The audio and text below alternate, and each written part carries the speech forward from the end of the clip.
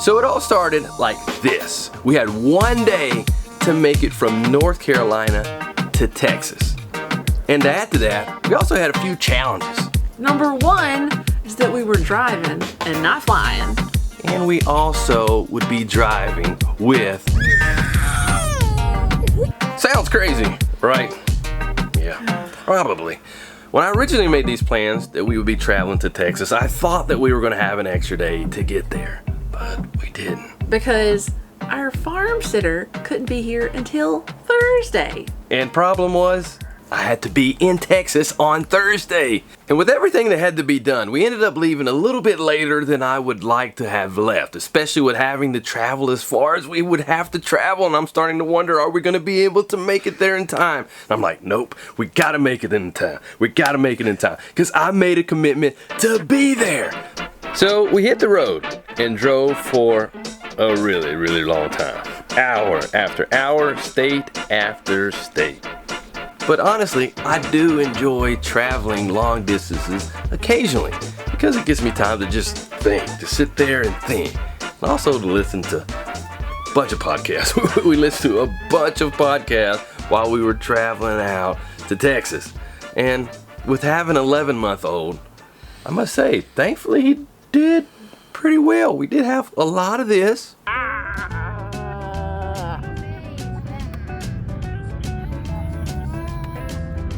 But we did have some of this.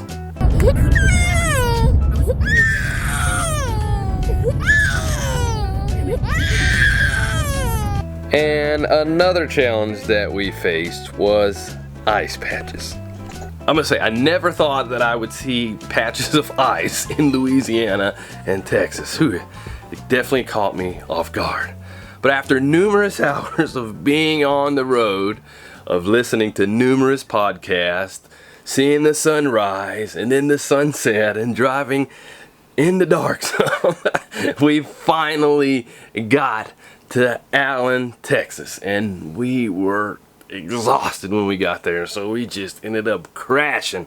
But the whole time, I must admit, I couldn't help but think about our farm back home. It's like we're leaving it with our 13-year-old daughter, and thankfully she was going to have the farm sitter help her out. I'm like, are they going to be able to handle everything? Okay, this is like stretching it. They're going to be keeping a watch over the farm by themselves for a number of days. They're going to be all right, right? Okay, they're going to be all right. And at this point, you're probably wondering, why did you guys do all that to get to Texas? Why? Well, we did it to attend a poultry event. Yes, a poultry event, an event all about poultry. You're probably like, that sounds crazy too. What is this, some kind of chicken cult, chicken religion that you were going to just celebrate chickens or something?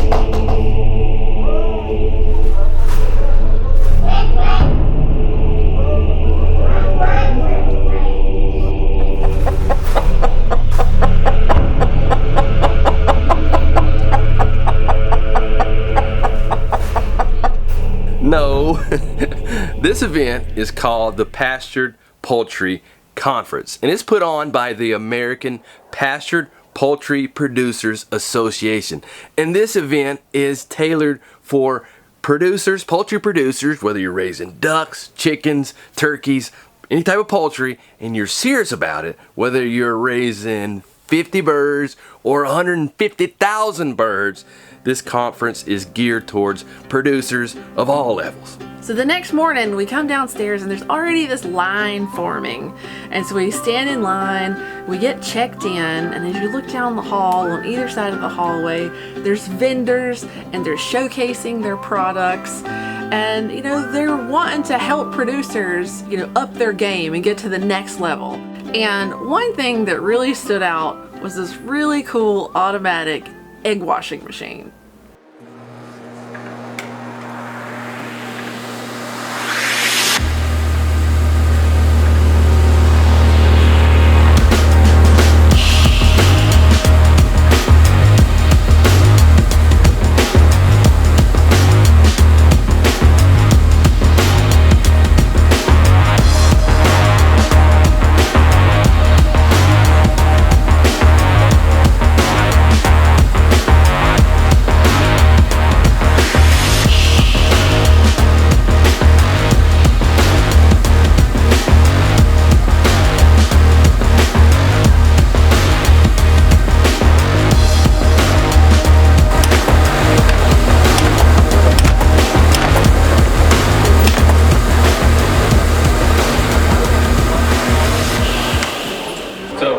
they put it at different weights?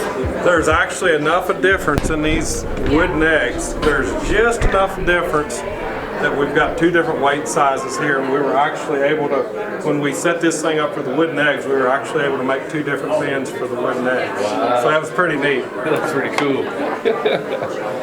So how many eggs can you do per hour, and how much labor does it save? So the grader is capable of doing at least 10,000 eggs an hour. Wow. The washer, can we do 10,000 eggs an hour through it? Yes. Are they going to get them fully clean at 10,000? That's probably pushed it. So 5,000, pretty good number for the washer. Can we do some things to get it up there? Probably. But definitely the grader can handle 10,000 eggs an hour. That's saving a lot of finger and hand power having to clean all those eggs. You are 100% right. Man, how can some farmers get their hands on some of this equipment? Just come to us and offer us a little bit of money. We'll be glad to let work right with them. There we go. Yep. No, we try to keep the prices as low as we can. We know it's a good, solid investment, but hopefully they'll find it's worth the investment.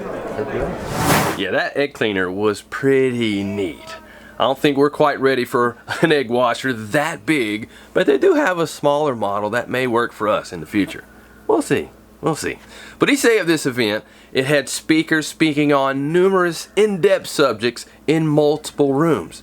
And I was actually invited to this conference to be a speaker. And this was my first time at this event, so I was nervous about that. And I was also nervous about the fact that there's some people here raising 150,000 birds or more. I'm not raising that many. But hopefully I can impart and share some things of what I've learned over the years to help somebody. That's what I focus on. And the camera guy, our camera guy that helped me out for this event was our son, Josiah. And he really did do a good job. He did get off track with recording some fun stuff every now and then. Would you like to take it? Stick him up.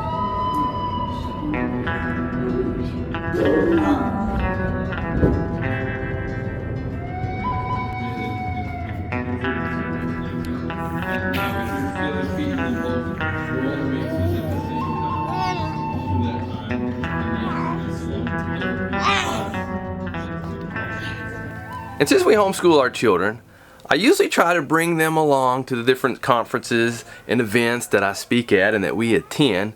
One, so that way we can share the experience with them, but also hoping that they'll also listen to some of the talks and that also provide an educational experience for them. But these conferences and events are also times to connect with like-minded people for adults and the children. And while we were at the APPA Conference, Josiah found a friend, a boy that was the same age as him and also shared the same name as him. And the two of them got along very well. 2 Josiahs. That's cool. And speaking of friends, while we were at the conference, I also ran into a friend of mine from Polyface Farm, Daniel Salton, and he's been a part of the APPA Conference for a number of years now, and he's also serves on the board. And I got to talk with him, and he got to share why this conference is so special.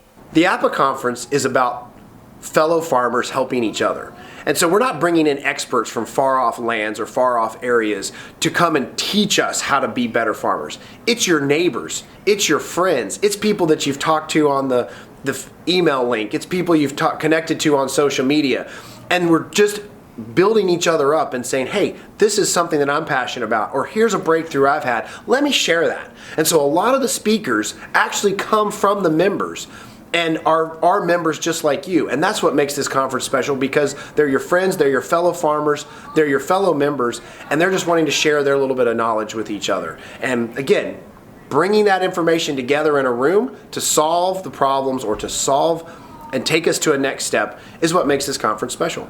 And it was also an honor to have Daniel introduce me before my talks at the conference. Those of you here yesterday had a great opportunity to listen to Mike Dixon, Fit Farmer, a great YouTube personality and influencer and all those other great things, and started a career in fitness and workout. and has transitioned to farming and homesteading, and specializes in a lot of different poultry, not just chickens. So don't need to take any more of his time. Mr. Mike Dixon, Fit Farmer. My first talk was on marketing with video and digital content. My second talk was on raising ducks for profit. And my third talk was on raising heritage birds. And it was also neat to be a part of a panel talk that also included my friend Ginger from Murray McMurray Hatchery, as well as some other great speakers that spoke that first day. And that Thursday night, they had something called the APPA Olympics, where they broke people into teams and they had different events. I think one was crafting a chicken out of paper and another one was crafting a chicken system, but it was really cool. But my favorite part of the APPA Olympics was the chicken breakdown competition. They had various farmers breaking down chickens, seeing who can cut up a chicken the fastest. And each person had a slightly different technique than the other, but all to accomplish the same thing, a chicken that was cut up.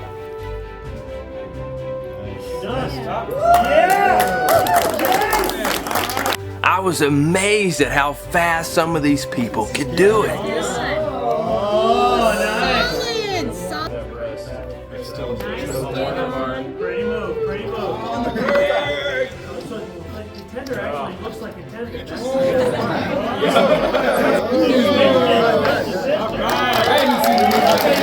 A minute and 30 some seconds to cut up a chicken?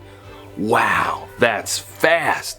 And if I was a betting man going into this competition, my money would be on Daniel for sure, because he's got a reputation for being pretty fast at breaking down a chicken.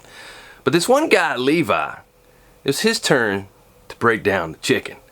And let me tell you, he was pretty smooth and fast at breaking down a chicken. Go!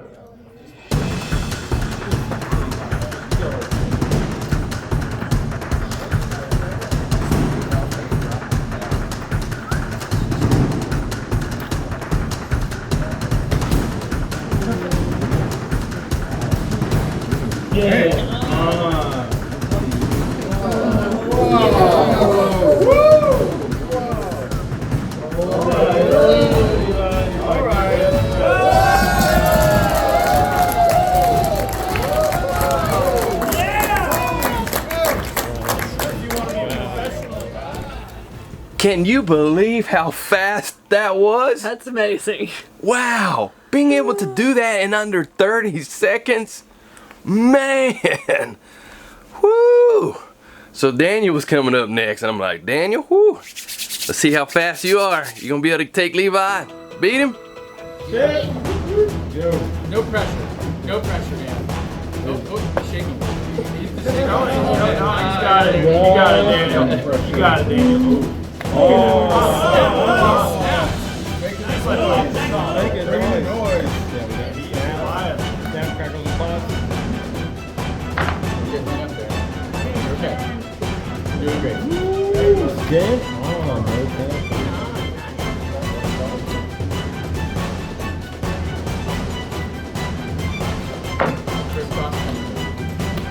Awesome!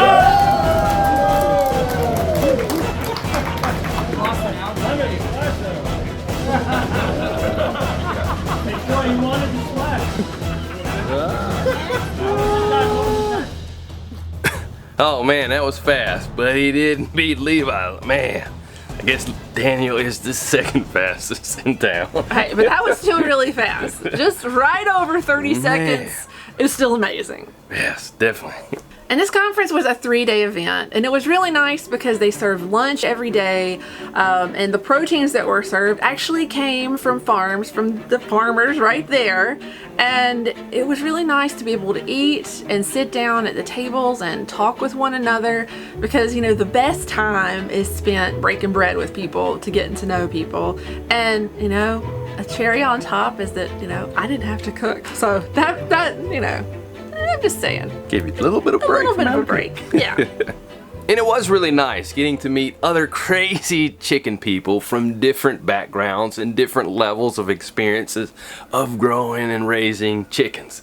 Had some first-time attendees at the conference. About 2 years ago, if somebody told me I was gonna buy some acreage, be on land, homesteading, raising chickens, raising ducks, I would have been like, no way, there's no way.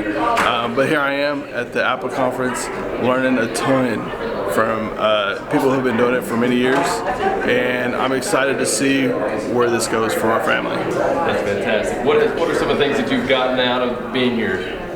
Just the knowledge of how to do it, and it's okay to make mistakes because there's vast people who are doing it and who have made those mistakes, and you can utilize what they've already known and put it into practice. And they're willing to help. They're more than willing to help and cheer you on through your journey. And we also reconnected with our friends Sydney and Tori from the Naked Gardeners YouTube channel. They don't garden naked, but they do believe in taking things back to the way that they should be, back to the bare basics of growing and producing. And this was their second year at this event. And we've done plenty of conferences, homesteading conferences, different type of conferences, and this was more of a business mindset that get us not really out of the homestead mindset, but get us more of a business mindset where you could do homesteading and still make money, and just kind of gear us into the business of homesteading. Well, in our mindset as empty nesters is if we were going to do this kind of lifestyle, if we're going to produce more than we could eat, then we need to have a business and be able to have it pay for our feed. And I don't think that we would be in the 2 stores that we're in now if we didn't come to it last year and have that seed planted, is how I feel. Who should come to this event and why? I would say, I know a lot of people think APPA is more for the large scale producers, but I think it's even for small home scale homesteaders, because you'll learn tricks of the trade. You get definitely a lot of networking. Even from yesterday, we just learned from how to cut our expenses down with the feed, how to feed them, what type of feed to feed them at certain temperatures and different types of stuff like that. So any homesteader, farmers that's making any type of revenue off of their poultry, whether it's chicken, ducks, geese, turkeys, whatever, should come to this event. And on their farm, they use John Siskovich-style chicken tractors. And speaking of John, I also got to connect with him for the very first time at this conference. So I'm here with the John Siskovich.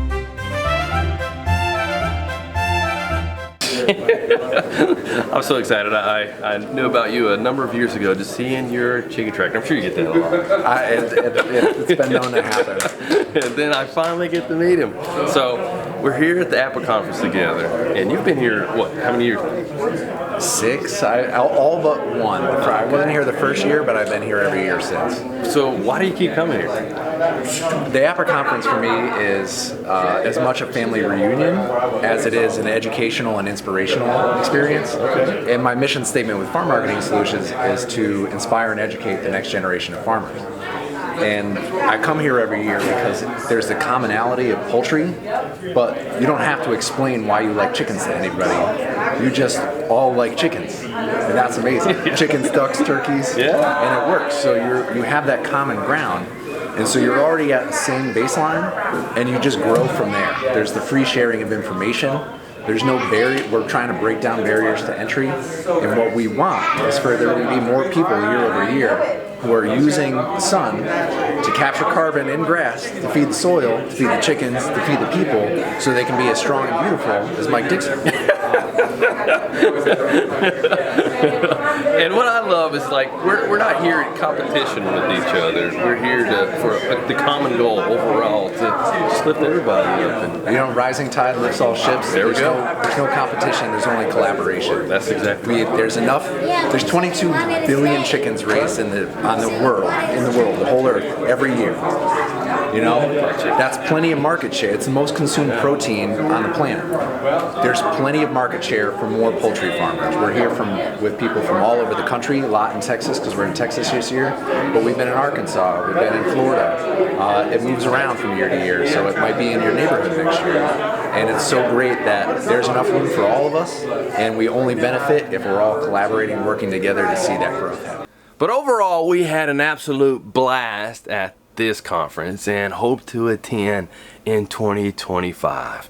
And for those of you who weren't able to come to this conference, I will provide my talks on the membership section of my YouTube channel. But I do encourage you all to join us next year for the APPA conference.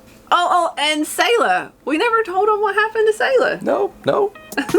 Well, she was here not all by herself, because I know some of you were probably worried she was here by herself, but she wasn't. I did say farm helper was with her, but yeah, yes, go ahead. But our farm helper, Anna, is close to Sayla's age, and they're good friends. So they actually got to spend like 4 days together. They did the chores, yes, but they also got to cook food like they want and watch K-dramas because they're both into that. And I think they had a really fabulous time together. I think it's probably like a little micro vacation for Sayla, not having me around to tell her some more stuff to do, but she's doing well. We came back and everything's still intact, so. And everything's alive. Everything's alive. So, you know. So, win-win-wins all around. That's right.